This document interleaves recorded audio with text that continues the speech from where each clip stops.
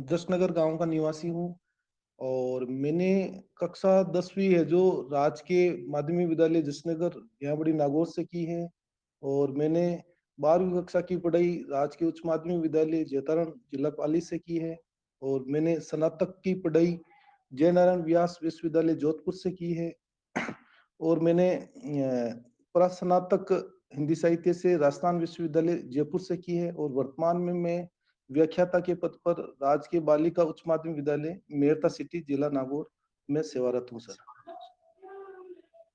वर्तमान में आप स्कूल व्याख्याता है, तो सहायक आचार्य पद हिंदी पद पर क्यों आना चाहते हैं? क्या कारण रहा, क्या आकर्षण है हाँ इसमें? हाँ जी सर, जी सर। वैसे मेरा शिक्षण में रुचि है तो इसलिए मैं व्याख्याता बना हूँ। और आगे भी जो है सहायक आचार्य का पद है, इसमें भी यही अध्ययन और अध्यापन का कार्य है। और मेरा जो है एक सपना था। और मैं जब स्नातक में पढ़ता था तब मैं अपने गुरुजनों को देखकर उनसे प्रेरित हुआ। तब मुझे भी लगा कि मुझे भी है जो सहायक आचार्य बनना चाहिए। आपका गृह जिला नागौर है? हाँ जी सर। तो नागौर और नागौर का जो समीपवर्ती जो जिला है अजमेर, उसको कुब्बड़ पट्टी कहते हैं। किस कारण हाँ जी कहते सर। हैं? हाँ सर, वहाँ पर फ्लोराइड की पानी के अंदर फ्लोराइड की मात्रा अधिक होने के कारण इसको कुबड़ पट्टी कहा जाता है सर। यानी कि कुबड़ पट्टी यानी कि कुबड़ जैसे ऊंट के कुबड़ होती हैं। और जैसे पानी में फ्लोराइड की मात्रा अधिक होने के कारण इसका प्रभाव है जो हड्डियों पर पड़ता है और हड्डियों की जो है स्थितियों में विकृति आ जाती है। इस कारण से जो है इसको कुबड़ पट्टी कहा जाता है सर।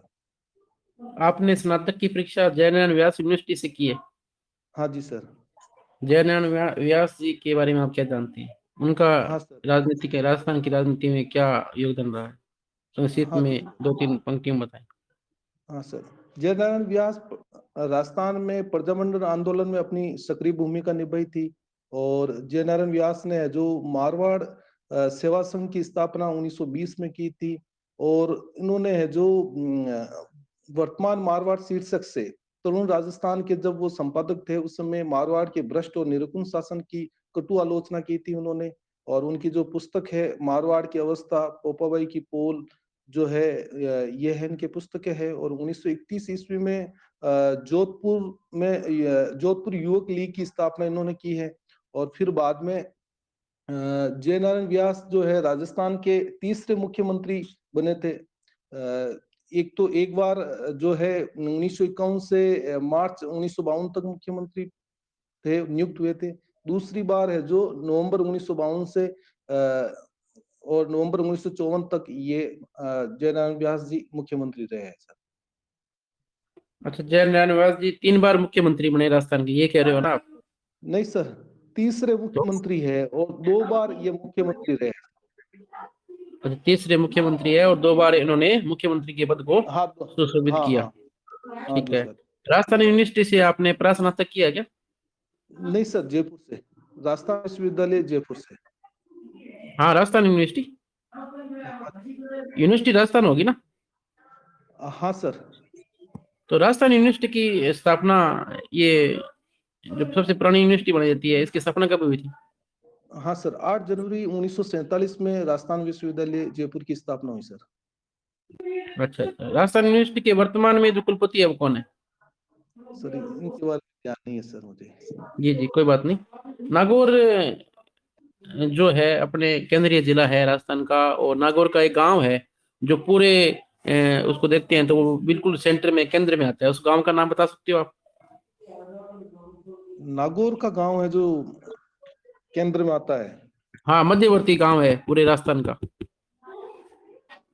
नहीं सर, इसकी कोई बात जानकारी नहीं। नहीं। खरनाल जो है आपके नागौर के अंदर, खरनाल, वो हाँ किस लिए प्रसिद्ध है सर? क्या महत्व है उसका? ऐतिहासिक हाँ महत्व सर। क्या रहा है, या वर्तमान में कोई महत्व है उसका, उस स्थान का?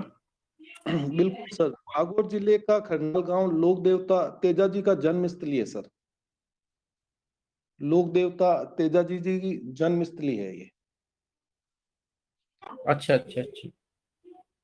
नागौर के अंदर मस्जिद वगैरह भी काफी है, तो कोई 3 मस्जिदों के नाम बताएं आप। हाँ जी सर, एक तो हमारे मेड़ता सिटी में ही है, मेरे स्कूल के पास में जामा मस्जिद है जो शाहजहाँ के समय बनी हुई है। और एक जो सुल्तान तारकीन की दरगाह है, जो सूफी संत हमीदुद्दीन जो है, नागौर के पास में ही है। तो वो है एक प्रसिद्ध। और ये दो नाम याद आ रहे सर अभी। जी, आपने अभी बताया कि सुल्तान तारकिन, तो सुल्तान तारकिन को सन्यासियों का सुल्तान कहा जाता है, आपको पता होगा? हाँ हाँ जी सर। क्या कारण है इसका? सन्यासियों का सुल्तान कहा जाता है, इसके बारे में पता नहीं है सर, ये क्यों कहते हैं इनको। कोई बात नहीं। दधी माता का मंदिर आपके नागौर में है, वो कहाँ पर है सर? हाँ जी सर, ये नागौर के पास जाइल के पास में गोट बांग्लोद है, वहां पर है सर। अच्छा अच्छा। और ये दधी माता जो है किन की जो आराध्य देवी है? दद्दी माता है जो दादिच ब्राह्मणों की आराध्य देवी है सर। अच्छा अच्छा अच्छा अच्छा। नागौर खनिज उत्पादन की दृष्टि से भी संपन्न जिला है। खनिज उत्पादन के बारे में आप, इनमें जो खनिज पाए जाते हैं या जो निकाले जाते हैं, कौन कौन से हैं सर, थोड़ा बताएं। हाँ हाँ जी सर, नागौर जिला खनिज में समृद्ध है। यहाँ पर है जो मकराना में जो संगमरमर है, जिससे ताजमहल बना है। और यहाँ पर जो है डेगाना में है जो टंगस्टन है।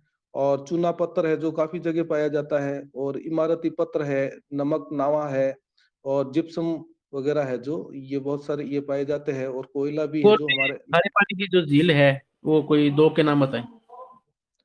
हाँ सर, एक तो है जो डीडवाना में है, और डीडवाना है, और कुचेरा है, नावा है। ये है जो सांबर झील वाला जो क्षेत्र है, जो इसी में आता है। और नागौर के। ठीक है अशोक जी, अभी मैं निवेदन करता हूँ प्रभुदयाल जी से कि 5 मिनट वो आपसे पूछे। हेलो। हाँ जी सर, नमस्ते। नमस्ते जी। तो अशोक जी, अभी आप किस पद पे हो? व्याख्याता हिंदी के पद पर। अच्छा, क्या पढ़ा रहे हो आजकल स्कूलों में? अभी तो सर जो है 10वीं और 12वीं कक्षा जो है, हमारा जो शहरी इलाका होने के कारण जो है दूसरी कक्षा तो बंद है और अभी शुरू हुई है। तो मैं हिंदी में जैसे है गद्य भाग है वो पढ़ा रहा हूँ अभी। जैसे 10वीं कक्षा में है एक कहानी, ये भी मनु भंडारी। और जो 12वीं कक्षा में है सिल्वर वेडिंग, मनोज श्याम जोशी, उनकी कहानी पढ़ रही है सर। अच्छा। और बाल में जो साहित्य का इतिहास लगता है ना? नहीं सर, अब बंद कर दिया सर, पहले था। अब अच्छा, पहले। इस बार से जो सिलेबस है उसमें बदलाव आ गया है, इसलिए साहित्य का इतिहास उसमें नहीं है सर अभी। अच्छा अच्छा। और तो मुझे वैसे अनिवार्य के पद पर रखा हुआ है, साहित्य मैं नहीं पढ़ाता हूँ सर।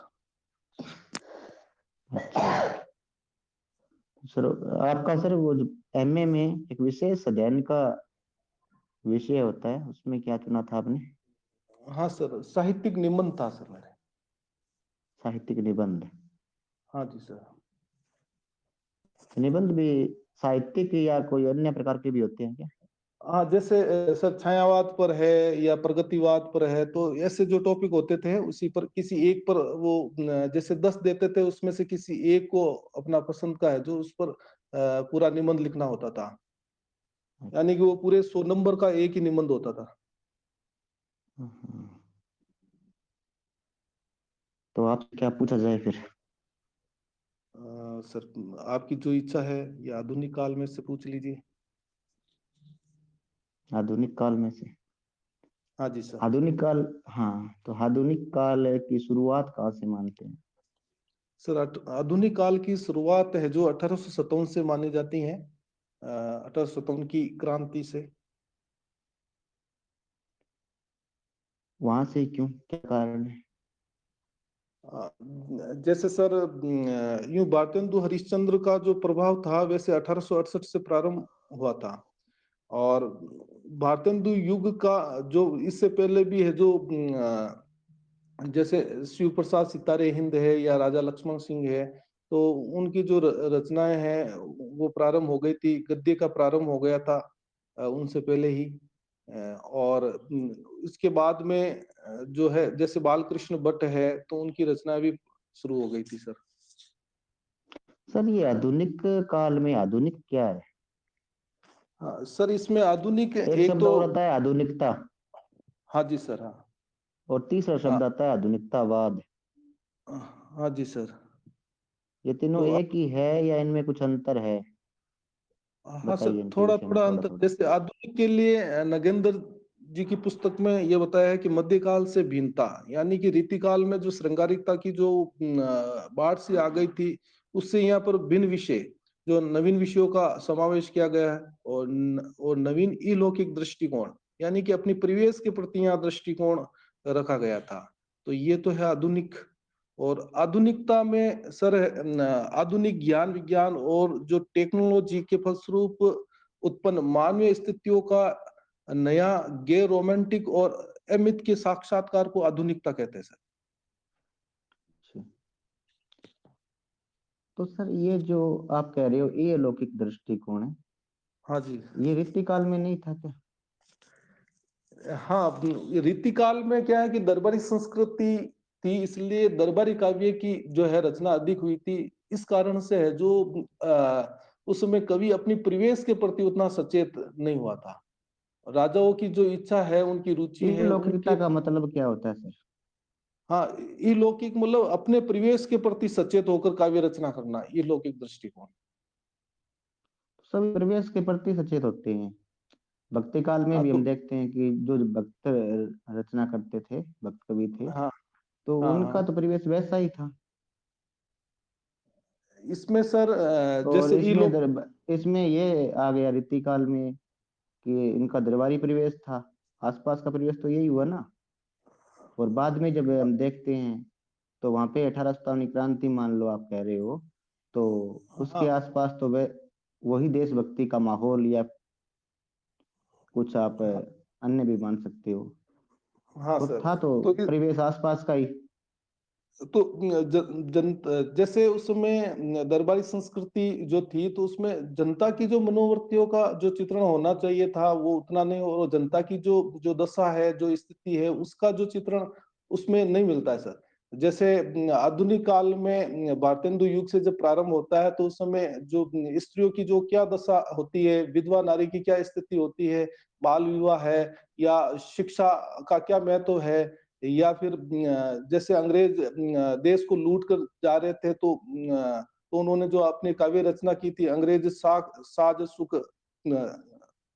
सजे भारी पे धन विदेश चली जात अति है कुंवारी।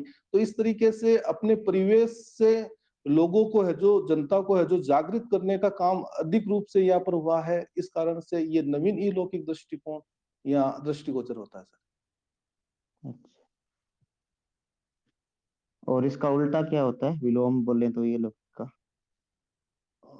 इहलौकिक का विलोम होगा पारलौकिक, यानी कि ईश्वर की ओर उन्मुखता। अच्छा। ये किस काल में रही है मुख्यतः? ये जैसे भक्ति काल में अधिक है, भक्ति काल में, और रीति काल में गौण रूप से है। कैसे गौण रूप से कैसे कहोगे आप इसे? रीति काल में जो यानी कि वो कवि कहते थे कि जो अपनी काव्य रचनाओं को ही प्रमुख रूप देते थे। वो कहते थे कि सु कवि लिखे तो कविता ही, नहीं तो राधा कन्हई सुमरीन को बानो। यानी कि कविता अच्छी बन गई तो ठीक है, हमारी कविता है, नहीं तो हम ये आप ये मान लो कि हम राधा और कृष्ण जी की जो है स्तुति कर रहे हैं, उनकी भक्ति कर रहे हैं। तो अच्छा, इस तरीके बहाना से, बरता वहाँ। हाँ हाँ, तो प्रमुख रूप से उनका जो उद्देश्य था कविता करने का था, और भक्ति काल में तो प्रमुख रूप से भक्ति ही थी। अच्छा सर, एक भक्ति काल के एक कवि पर आजकल एक रचना आई है और उसे एक बड़ा सम्मान भी मिला है, हाँ जी सर। क्या आपने पढ़ी? पता है? रचना तो नहीं पढ़ी, पर उस पर जो पुरस्कार मिला था व्यास समान, जो महाबली नाम से नाटक है, ये तुलसीदास जी पर है। और अकबर की जो अकबर ये चाहते थे कि ये अपने दरबार में आए, परंतु तुलसीदास जी उनके दरबार में नहीं गए। तो जो उस पर आधारित है सर। तो एक नाटक होता है, एक एकांकी होता है, हाँ जी सर। इनमें कुछ भिन्नता होती है या एक ही चीज है? हाँ, नाटक और एकांकी में भिन्नता है सर, और साम्यता भी है। दोनों में अभिनयता होती है, और भिन्नता इसी बात को लेकर है कि नाटक का जो आकार होता है 3 अंकों से अधिक होता है, और एकांकी में 1 अंक होता है। और नाटक में पात्रों की संख्या अधिक होती है, और एकांकी में जो पात्रों की संख्या कम होती है। और नाटक में जो घटनाएं अधिक होती है, और वहां पर एक ही घटना पर है जो बल दिया जाता है। नाटक जयशंकर प्रसाद जी ने भी लिखे हैं, हाँ प्रसिद्ध जी भी सर। काफी है, विवाद हम्म। भी है उनमें। तो अच्छा अच्छा। विवाद किस विषय को लेकर है? हाँ, और उस अभिनेता पर है सर। विवाद के जैसे बारे में फिर प्रसाद जी ने क्या कहा है? ये जो इनके जो नाटकों पर है, जो ये विवाद ये लगाया गया है कि इनके नाटक है जो अभिनय के या रंगमंच पर अभिनय के योग्य नहीं है। तो ये है उन पर। और जो प्रसाद जी ने ये कहा कि नाटक रंगमंच के लिए होना चाहिए या रंगमंच नाटक के लिए होना चाहिए। तो यानी कि नाटक के लिए रंगमंच होना चाहिए। अच्छा, एक घूंट नाम से एक रचना है प्रसाद जी की, उसे हाँ आप जी। किस विधा में मानोगे सर? ये गूंट जैसे एकांकी, इनकी जो है पहली एकांकी मानी जाती है सर। अच्छा, एकांकी में एक आता है त्रय त्रय करके कुछ, संकलन त्रय। संकलन त्रय बोलते हैं जी, हाँ बिल्कुल जी सही सर। बात बताए। क्या हाँ होता जी है सर। ये? ये स्थान कार्य और समय का जो है समन्वित स्थिति होनी चाहिए। यानी कि जो आप कार्य हो रहा है, जो स्थान है, जो समय है, उसके अनुरूप उसका चित्रण होना चाहिए। जैसे बात हो रही है इतिहास तो की, वो तो और सभी में आप। होता है सर, हाँ। वो हाँ तो तो नाटक में भी होता है। हाँ तो ये नाटक में है ना सर, संकलन त्रय। ये तो नाटक नाटक हो में ही या होता है एकांक। ये? हाँ, नाटक और दोनों में एकांकी होता है? तो। हाँ हाँ जी सर, दोनों में ये तो समान विशेषता है कि संकलन त्रय दोनों में होना चाहिए ये तो। अच्छा जी, कुछ भूल तो नहीं रहे हो आप? जितना मुझे ध्यान में है सर, वो आपको बताया। अच्छा अच्छा, चलो ठीक है सर, ओके, धन्यवाद आपका सर। इंटरव्यू पूर्ण हुआ। ठीक जी, ठीक।